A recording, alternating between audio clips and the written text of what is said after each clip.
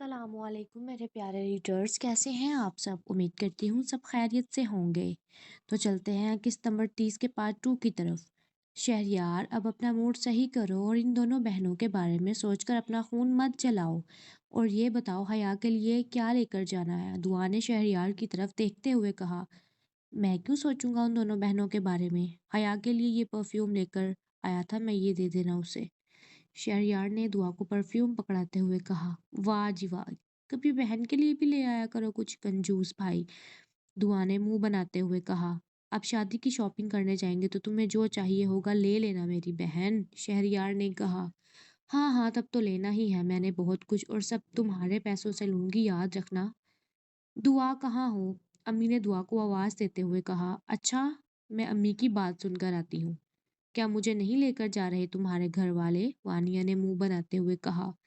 نہیں وانیہ، تمہاری حالت نہیں ہے ابھی کہیں بھی جانے والی، تم گھر پر رہ کر آرام کرو، احمد شاہ نے وانیہ کی طرف دیکھتے ہوئے کہا۔ صحیح ہے، اس گھر میں میرے ساتھ سب نے برا ہی کرنا ہے، میں چاہے کتنا بھی اچھا کر لوں کسی کے ساتھ۔ اچھا نا، میرے کپڑے نکال دو، میں شاور لے کر آتا ہوں۔ وانیہ نے یہ سوچا، یہ لوگ تو جا رہے ہیں، کیوں نہ وہ دانش کو گھر پر بلا لے۔ اس نے الماری میں سے احمد شاہ کے کپڑے نکالے اور کپڑے بیڈ پر رکھ کر مہوش کے پاس دوسرے کمرے میں چلی گئی۔ مہوش، وانیہ نے کمرے میں داخل ہوتے ہوئے کہا۔ کیا ہوا ہے؟ یہ سب لوگ شہریار کی نکاح کی تاریخ مقرر کرنے کے لیے حیا کے گھر جا رہے ہیں، تو میں نے سوچا کیوں نہ ہم دانش کو گھر بلا کر پوچھ لیں آخر وہ کیا چاہتا ہے۔ موقع بھی اچھا ہے، مجھے گھر سے باہر بھی نہیں جانا پڑے گا، وانیہ نے کہا۔ کیا؟ نکاح کی تاریخ؟ مہوش نے تلخ لہجے میں کہا۔ ہاں، نکاح کی تاریخ۔ ذرا بھی پریشان ہونے کی ضرورت نہیں ہے تمہیں۔ میں نے بھی تو یہ شال کو احمد شاہ کی زندگی سے نکالا ہے نا، تو تم بھی اس حیا کو نکال دینا، وہاں نے تمسخرانہ انداز میں کہا۔ ہاں وانیہ، بات تو ٹھیک ہے، ویسے تمہاری دیکھ لوں گی میں اس حیا کو بھی، مہوش نے تلخ لہجے میں کہا۔ وانیہ، کہاں ہو؟ وانیہ، کہاں ہو؟ احمد شاہ بلا رہا ہے مجھے، میں اس کے جانے کے بعد آتی ہوں تمہارے پاس۔ وانیہ بھاگتی ہوئی اپنے کمرے میں گئی۔ یہ شرٹ نہیں پہننی مجھے، دوسری نکال کر دو، احمد شاہ نے غصے سے کہا۔ کبھی وہ کپڑے بھی پہن لیا کرو جو میں اپنی پسند سے تمہیں نکال کر دیتی ہوں، وانیہ نے منہ بناتے ہوئے کہا۔ تمہیں پتہ ہے نا میں نہیں پہنتا یہ والے کپڑے، پھر تم کیوں نکال دیتی ہو؟ یہ شال ہمیشہ وہی کپڑے نکالتی تھی جو میں پہنتا تھا، تم میرے پرانے کپڑے نکال کر مجھے دے دیتی ہو، احمد شاہ نے غصے سے کہا۔ یہ کیا کہا تم نے؟ اس عورت کا نام بھی کیسے آیا تمہاری زبان پر؟ وانیہ نے چیختے ہوئے کہا۔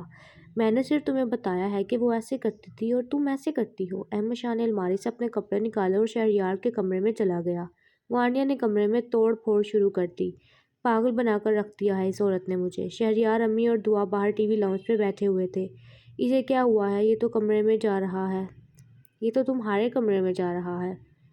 ہوئی ہوگی کوئی بات جس کی وجہ سے تنگ آ کر نکل آیا ہے کمرے سے، شہریار نے ہنستے ہوئے کہا۔ وانیہ کمرے میں اکیلی چیخ رہی تھی۔ کچھ دیر کے بعد احمد شاہ تیار ہو کر کمرے سے باہر آیا۔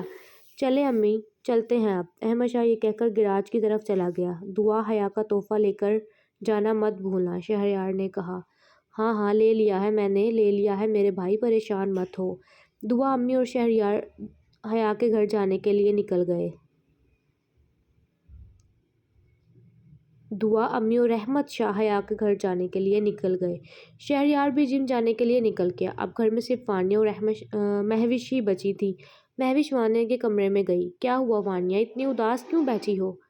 اور میں کب سے تمہارا انتظار کر رہی تھی، آئی کیوں نہیں تم؟ وانیہ غصے میں بھری بیٹھی تھی۔ احمد شاہ میرے ساتھ اچھا نہیں کر کے گیا۔ کیا ہوا؟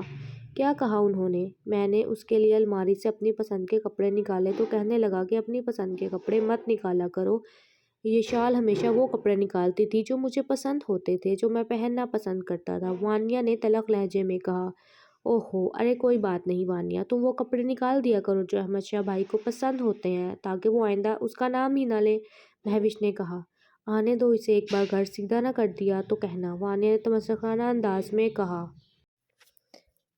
سب لوگ چلے گئے ہیں گھر میں، اب صرف میں اور تم ہیں، مہوش نے کہا۔ ہاں چلو، میں دانش کو کال کرتی ہوں اور اسے کہتی ہوں کہ یہاں پر آ جائے۔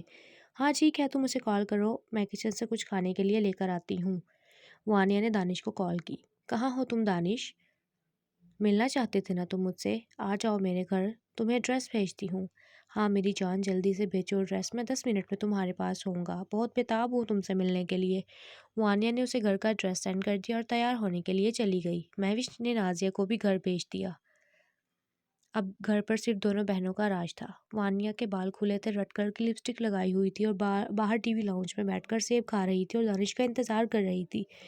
کچھ دیر کے بعد گیٹ پر بیل بجی۔ وانیہ نے سیب کی پلیٹ ٹیبل پر رکھی اور بال سیٹ کرنے لگی۔ لگتا ہے آ گیا ہے دانش، باہر سے گارڈ کے بولنے کی آوازیں آ رہی تھیں۔ مجھے لگتا ہے گارڈ نے اسے اندر آنے سے روک لیا ہے، میں دیکھ کر آتی ہوں۔ وانیہ یہ کہہ کر گیٹ کے پاس گئی اور گارڈ سے کہا کہ اسے اندر آنے دے۔ گارڈ نے وانیہ کے کہنے پر دانش کو اندر آنے دیا۔ چلو دانش اندر چلو۔ وانیہ دانش کو لے کر اندر چلی گئی۔ تم دونوں بیٹھ کر آرام سے باتیں کرو، میں ابھی آتی ہوں۔ مہوش یہ کہہ کر کمرے میں چلی گئی۔ دانش وانیہ کے قریب ہو کر بیٹھ گیا۔ کتنا عالی شان گھر ہے تمہارا وانیہ، کون کون رہتا ہے اس گھر میں؟ دانش نے وانیہ کا ہاتھ پکڑ کر اسے اپنے لبوں کے قریب کرتے ہوئے کہا۔ وانیہ ایک دم اپنا ہاتھ اس سے چھڑوا لیا اور پیچھے کو ہو گئی۔ یہ کیا کر رہے ہو تم دانش؟ اب میری شادی ہو چکی ہے، اب مجھ پر صرف میرے شوہر کا حق ہے، تم ایسا کیسے کر سکتی ہو میرے ساتھ وانیہ؟ تم نے مجھے دھوکہ دیا ہے، دانش نے تلخ لہجے میں کہا۔ میں نے تمہیں کوئی دھوکہ نہیں دیا دانش، تم ہی مجھے چھوڑ کر گئے تھے اور پھر مجھے تو کہیں نہ کہیں شادی کر کے اپنا گھر بسانا ہی تھا، وانیہ نے دانش کی طرف دیکھتے ہوئے کہا۔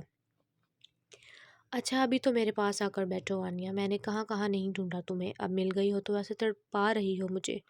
دانش پھر سے وانیہ کے قریب ہوا۔ دانش بس کرو پلیز، تم مجھ سے ایک بار ملنا چاہتے تھے نا، اب مل لیے ہو تو جاؤ، سب گھر والے آنے ہی والے ہیں، پلیز جاؤ یہاں سے، وانیہ نے دانش کے ترلے ڈالتے ہوئے کہا۔ دانش نے وانیہ کو پیچھے بالوں سے پکڑ کر اپنے قریب کیا۔ ایسا مت کرو وانیہ۔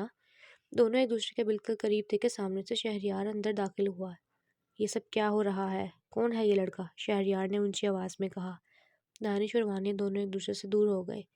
میں نہیں جانتی کون ہے یہ، وانیہ نے شہریار کے پاس آ کر کہا۔ بکواس بند کرو اپنی، جانتی نہیں اسی لیے اس کے ساتھ یہ سب حرکتیں کر رہی تھی بیٹھ کر۔ شہریار نے دانش کا گریبان پکڑا اور اسے گھسیٹتا ہوا گیٹ کے پاس لے آیا۔ شہریار نے گارڈ کو آواز دی۔ جی صاحب، تم نے اسے کیسے گھر میں داخل ہونے دیا؟ شہریار نے غصے سے کہا۔ صاحب، وانیہ میڈم نے کہا تھا اسے اندر آنے دو، اس لیے میں نے اسے گھر میں داخل ہونے دیا۔ شہریار نے دانش کو پکڑ کر دیوار کی طرف دھکا دیا، اس کا سر دیوار پر جا لگا اور وہ بے ہوش ہو گیا۔ جلدی سے پولیس کو کال کرو۔ گارڈ نے فوراً پولیس کو کال کی۔ وانیہ بھاگتی ہوئی مہوش کے پاس گئی۔ مہوش کیا ہوا؟ سب ٹھیک تو ہے نا؟ مہوش نے کہا۔ سب ٹھیک نہیں ہے، شہریار نے سب دیکھ لیا اور وہ دانش کو باہر لے گیا مارتے ہوئے۔ اب کیا ہوا مہوش؟ اب کیا ہوگا مہوش؟ وانیہ نے ڈرتے ہوئے لہجے میں کہا۔ ریلیکس کرو وانیہ، میں دیکھتی ہوں۔ مہوش نے سامنے شیشے سے نیچے دیکھا تو شہریار غصے میں بھرا ہوا دانش کو مار رہا تھا۔ دانش خون میں لہو لہان تھا۔